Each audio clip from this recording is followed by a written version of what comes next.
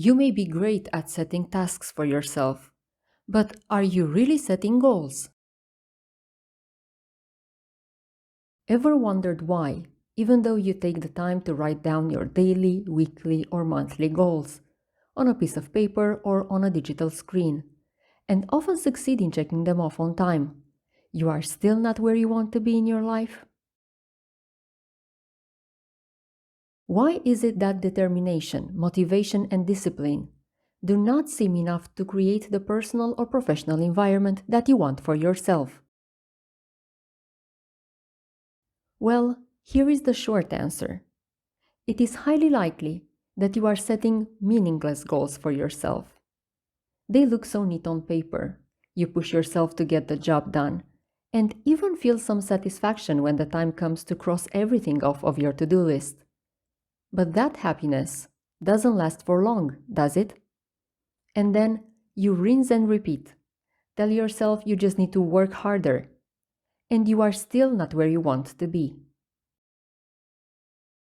I am Lucia Grosaru, and I'm the author of the Psychology Corner blog. In the following series of videos, I will show you how to set goals that not only allow you to feel good about your accomplishments in the short term, but will enable a long-term feeling of personal achievement as well.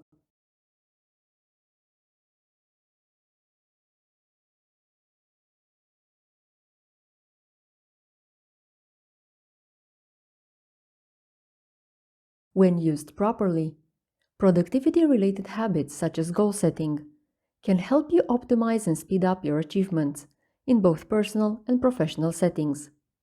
They can boost and maintain motivation, keeping you engaged in an activity longer. And they also help keep you accountable. However, problems occur when, despite getting a lot of things done from your master to-do list, you still don't get the results you want. One of the main reasons why that usually happens is that your goal-setting strategy is only remotely connected to your most significant life goals, aspirations, and main purpose.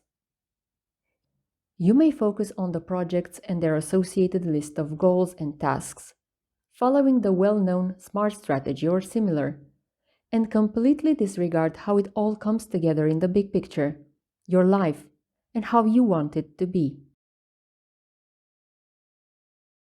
Achieving success, whatever it means to you, through an effective goal-setting strategy is not only about the separated segments in your life. Who you are and who you want to become are elements that need to be reflected in your productivity strategies. In the next videos, I will address 3 main stages of what I consider to be an optimized goal-setting strategy: the mindset, goal formulation, and strategy optimization. I base my recommendations not only on my previous education and psychology practice, but also on the principles of assertiveness and core elements of critical thinking. See you in the next lecture.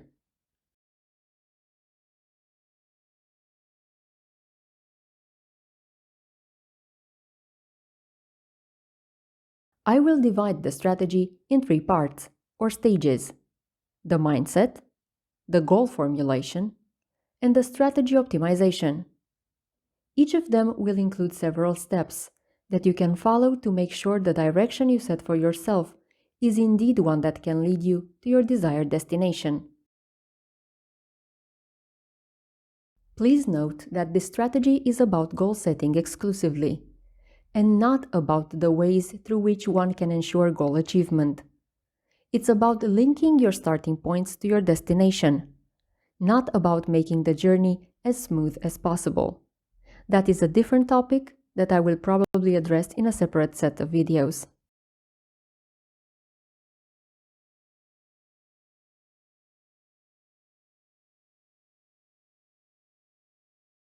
The beliefs you hold about yourself and the world determine your actions and your chances of success.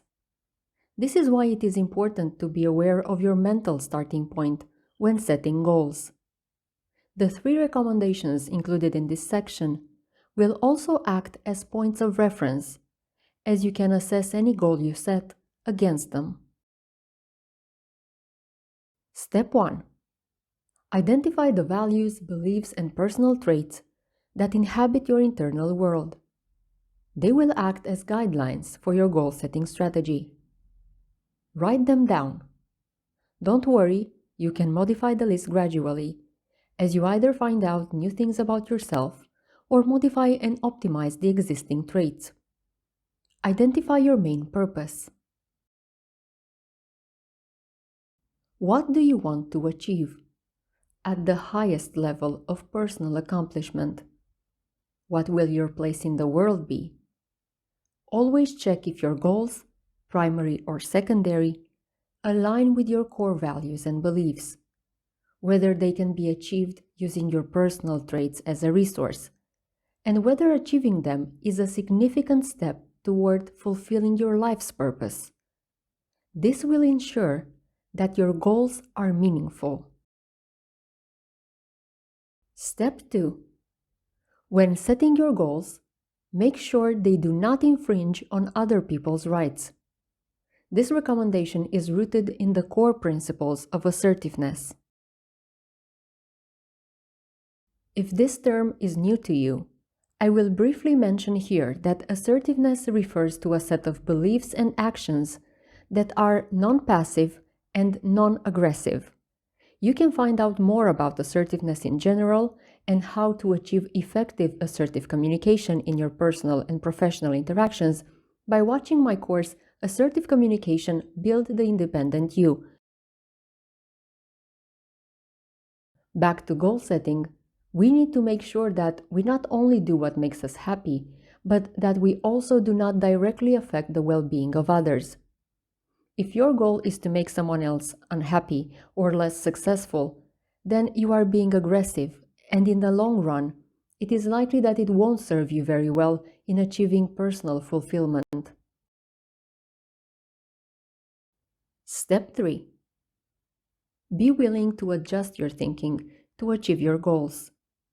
Increased mental flexibility will ensure that you prioritize meaningful goals and don't waste resources on targets that cannot be achieved or should not be achieved, as they don't count towards your bigger milestones. To summarize this segment, before you start setting your goals, make sure you know where you're going, that you know what's in your resource inventory, that the actions associated to your plans do not infringe on other people's rights and well-being, and that you are willing to change your thinking to create a mental environment in which your plans can thrive.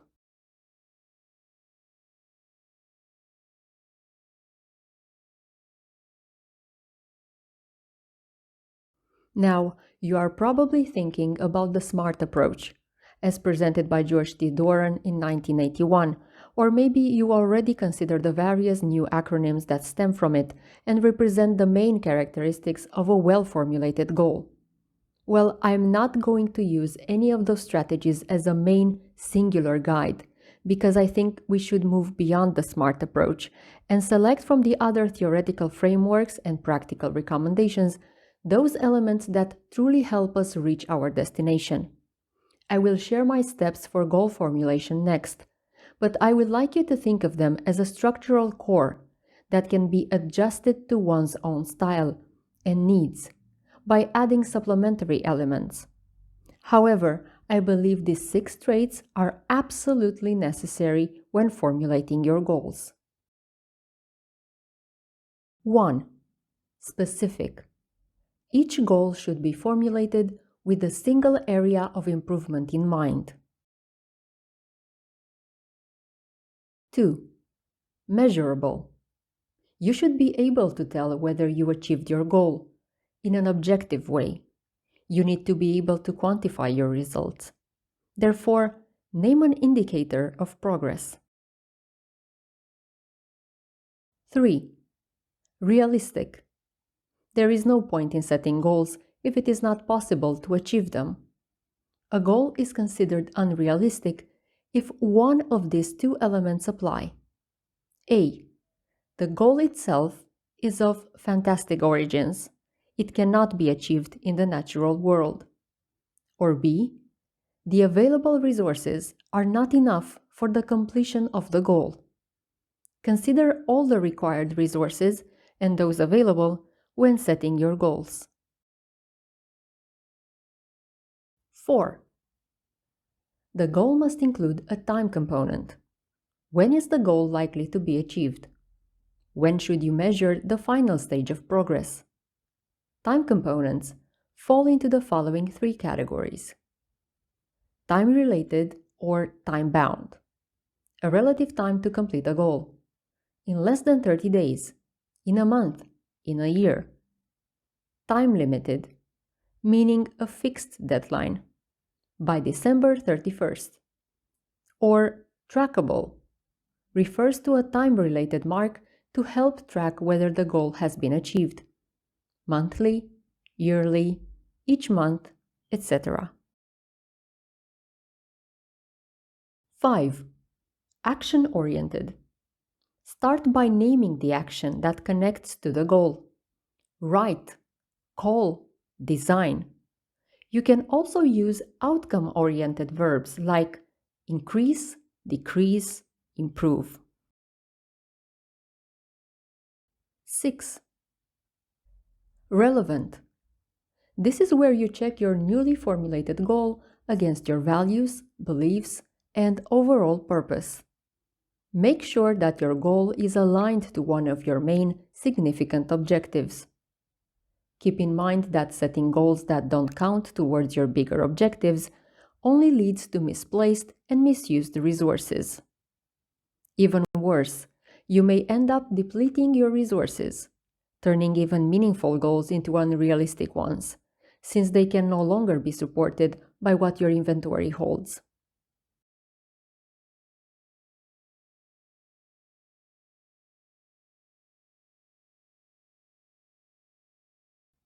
One, formulate your goals using only variables that you can control.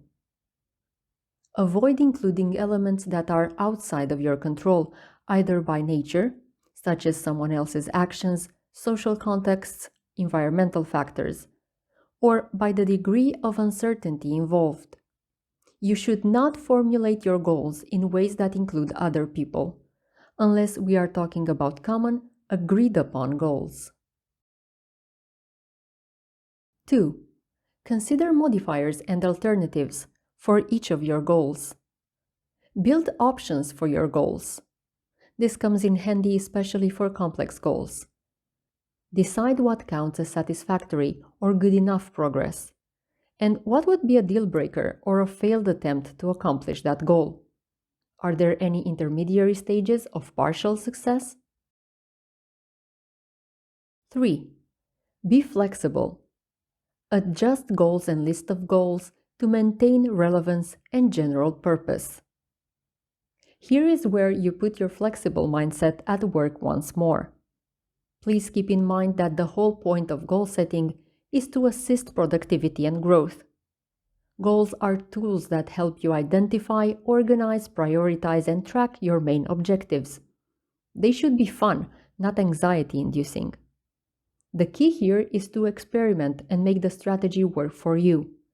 Exclude elements that make you less productive. Build a strategy that helps you be a better version of yourself with each new achievement. Because this is the actual threat: starting to hate your goal-setting system. This will gradually make you hate the specific tasks linked to the goals, which will eventually diminish your intrinsic motivation for those activities, and you will end up feeling sad, frustrated, and unfulfilled, while performing activities that you used to enjoy and which were meaningful to you. Avoid that by being flexible in your goal setting. It doesn't have to be perfect.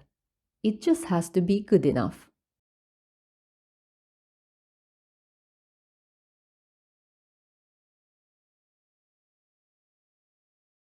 Here is an example of the optimized goal-setting strategy in action. This is one of my goals: write a book on critical thinking by the time I turn 40. Stage 1. The mindset. The goal is aligned to my beliefs and values. I consider critical thinking skills a core of personal development and a significant part of my purpose. I want to help as many people as possible to develop their critical thinking skills. My goal of writing a book does not infringe on other people's rights. I have the right to freely share my views, and they have the same right, even to write a book that refutes all of my opinions. I am willing to invest time and resources in achieving my goal, modifying them as needed on the way. I may read more, spend more time on documentation and editing, talk to other people and ask for their opinion, etc. My goal is specific. It only refers to my writing activity. The goal is measurable. I will know I have achieved it when the manuscript is ready. My goal is realistic. I can write a book. This is an option for everyone, and I have previous experience in writing and editing. Also, I am almost 36 years old now, so 4 years to write a book is a rather realistic context. The goal includes a time component, which is time limited, by the time I turn 40. The goal is action-oriented. It uses the verb write. And finally, the goal is relevant to what I want to accomplish professionally. I only use the variables I can control. Me writing a book does not directly involve anyone else and is not dependent on someone else's availability, interest, or resources. Even though collaborations may make things more fun, if need be, I can write this book by myself. An alternative to this goal would be write a book on critical thinking by the time I turn 50. 50 is still acceptable to me, but the 40 version seems the optimal one. I see no absolute deal breakers. I won't be incredibly bothered if I do write the book at 80, as long as it turns out the way I want it to. Other goals may be rendered meaningless after a certain point in time, but not this one. I will break this main goal into smaller ones and use them to reevaluate my progress every 6 months and decide if my strategy needs improvement.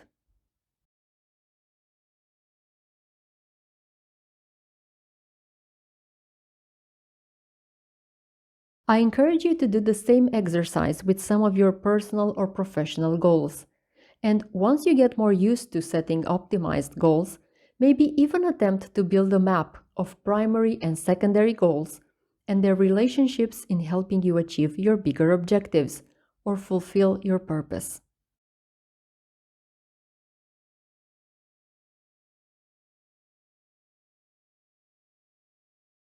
I hope you enjoyed this step-by-step strategy to optimize your goal-setting process and that it will help you create the personal and professional life that you want.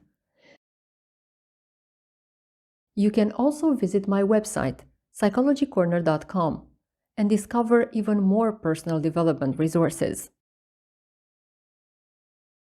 Thank you for watching, and see you in the next one.